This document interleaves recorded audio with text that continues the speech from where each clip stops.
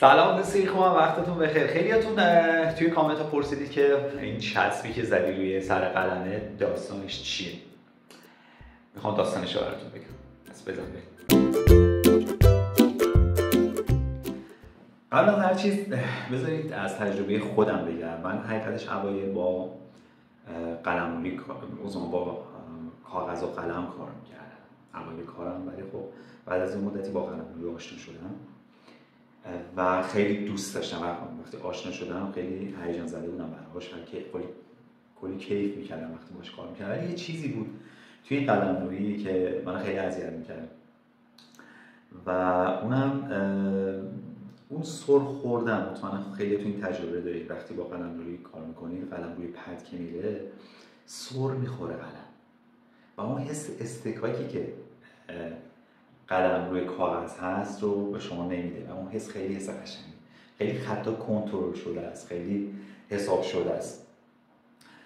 و ببینید خب خیلی از قلمرویی‌ها این کمپانی‌ها این قضیه رو در نظر گرفتن و اومدن و یه قلمایی هست، قلمایی که سرنوردی بهش میگن، چنین چیزی، چنین حالتیه که اکثرا دارن. بعضی از قلمرویی‌ها نه، ولی بعضی خیلیشون دارن و این رو میذارن توی آپشناشون هست، ولی بازم سر میخوره بازم حس رو نمیده.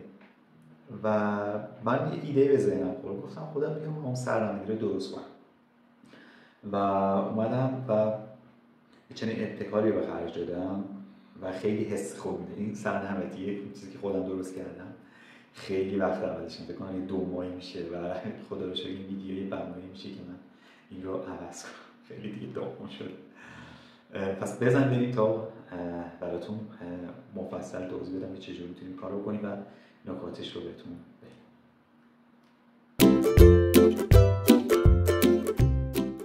خب مواد لازم برای این آشپزی خوشمزه. اول از همه یه چسب.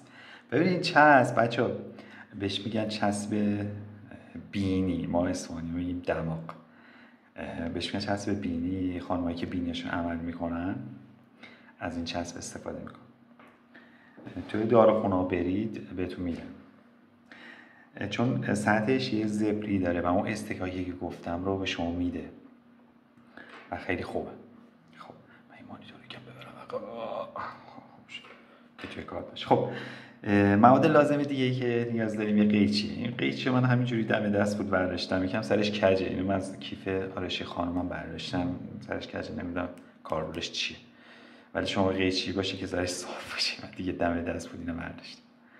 خب و یه دستمال کاغذی ساده که تو همه خونه ها هست، فقط این چسبه نیست که بعد برید داروخونه بخرید، خیلی گرون قیمت نیست و مناسب کاره. خب چیزی که لازم داریم یک عدد قلم نوریه که دوستان آرتیست هم اکثرشون دارن. این قلم نوری که میبینید من این چسبی که مال 200 سال پیش بوده و دیگه خیلی بد شده رو میکنم و میندازم میره.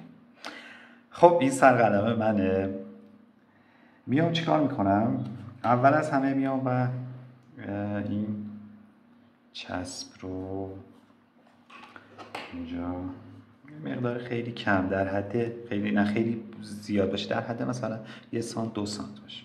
من اینو میکنم. اوکی. شما اینو میکنید، این قسمتش هم اگه تونستید صاف بکنید. اوکی. من این رو میکنم، میذارم اینجا. این مکافاتی داریم سر که داریم پایسا دیگه. خب میذاریمش اینجا. خب بیاییم سراغ آقای دستمال کاغذی. دستمال کاغذی این تیکه ایشو بکنی اینقدر کافیه. اوکی. و اینو تا کنید، خیلی صاف تاش کنید، چون اینو بسیار مثل چسب زخم است بچه ها اینجوری. خب یکی چجوری، حالا من اینو بکنم کنده شد دیگه. خب کندش چسبه. خب این در مثل یه اینقدی کوچولو بکنید و بذارید وسط این چسبه، مثل چسب زخم میشه. خب بعد میایم چی کار میکنیم؟ میایم و یه کاری کنیم این قسمت پنبه بیاد وسط این قلمه. اوکی؟ خیلی خوبه. و اینا بچسبون. اوکی. حالا بیا چیکار کنید، این دو ورش خب جلوی دیدتون رو میگیره وقتی میخواید طراحی کنید دیگه. میاین و این دو تا پر این ور رو میچینیم راحت و خوب در حالای سرنوردش. حالا یه نکته خیلی مهمی داره، اینا حتما باید انجام بدید چون بعدا با مشکل برمیخورید. بذارید من اینا رو بردارم و حضرت فتوشاپ رو باز کنم. آقای فتوشاپ بیا دیگه. خب بذارید من بیارمش. خب این آقای فتوشاپ هستن. بذارید لایه جدید باز کنم.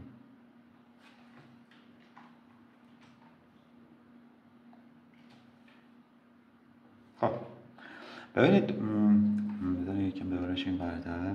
خیلی خوب.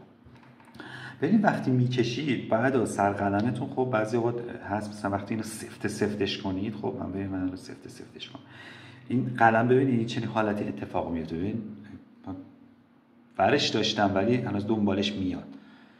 این برای چه؟ اینو سفتش کردید، اینو یکم باید شلش کنید که اون سنسوراش تشخیص بده. ببینید شما سفتش میکنید انگار روی سطحی هست، یکم شل ترش کنید. اینو برای چند بار انجام بدید که اوکی بشه. شل ترش کنید دیگه حالتش میشه. ببینید نه صدایی داره. یه ویژگی خیلی خوبی که داره این قضیه اینه که اون پدی هم که کار میکنید روش خش نمیفته. دیدی بعضی پدا هست مثلا چاله رو توش در اومده بود بس کار کرده، ولی این اتفاق نمیفته، خش نمیفته و خیلی کاربردی خوبه بچه که شما ببینید. بعد خط تو خیلی کنترل شده است، انگار داری روی کاغذ کار میکنی. مثلا خیلی کنترل شده است وقتی داری کار میکنی، کیف میکنی. مثلا وقتی دایره میکشی، خطوط منحنی میکشی، اذیتت نمیکنه. این انگار داری روی کاغذ کار میکنی. است خیلی خوبی داره، خیلی کیف میده. یکی دیگه بکشم روش کار کنم.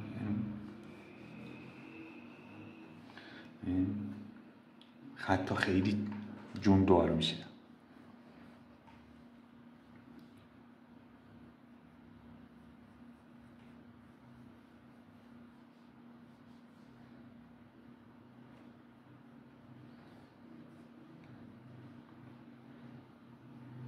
خیلی کنترل شده است، به خصوص وقتی خطوط منحنی دارید میکشی. کلا خطوط زوایادار منحنی خیلی کاربردی و خیلی خوبه.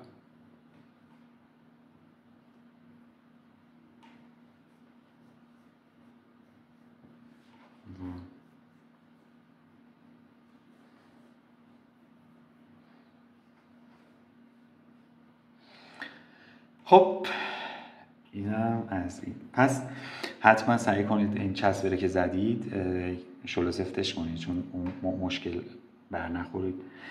و در رابطه با اینکه خیلی نگرانن از این موضوع که مثلا آسیب نمیده، نه، من حقیقتش تجربه خودم رو بگم، من 10-15 سال این کار میکنم و هیچ آسیبی ندیده قلم رویی که باشون کار کردم. چه همون پدا، مثلا این پد بمبو داشتم از یکی از دوستام گرفته بودم باش کار میکردم همونجور و با سینتیک هم دارم کار میکنم، مانیتورش آسیب میبینه و اتفاقی براش نیفتاده.